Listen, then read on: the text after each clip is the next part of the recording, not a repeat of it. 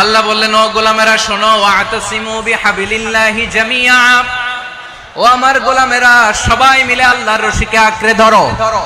আল্লাহর রশি হলো ইসলাম, আল্লাহর রশি হলো কোরআন।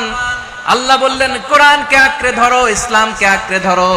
একা একা আঁকড়ে ধরলে চলবে না, জামিয়া সবাই মিলে আঁকড়ে ধরো। এই আদেশটা আমাদের জন্য দান করেছেন কে? আল্লাহ তাআলার নির্দেশ, ওয়াতাসিমু বিহাবলিল্লাহি জামিআ, সবাই মিলে আল্লাহর রশিকে আঁকড়ে ধরো। হাবলুল্লাহ মানে আল্লাহর রশি, হাবলুল্লাহ মানে কি? রশি। এই হাবলুল্লাহ আল্লাহর রশি বা আল্লাহর রজ্জু দ্বারা উদ্দেশ্য হচ্ছে ইসলাম। আল্লাহর রশি দ্বারা উদ্দেশ্য কি? তাফসিরে অনেক ব্যাখ্যা এসেছে। এরকম পরিস্থিতিতে তাফসিরের সূক্ষ্ম সূক্ষ্ম বিষয়গুলো আমরা শোনাতে চাই, কিন্তু পরিবেশ হয়ে ওঠে না।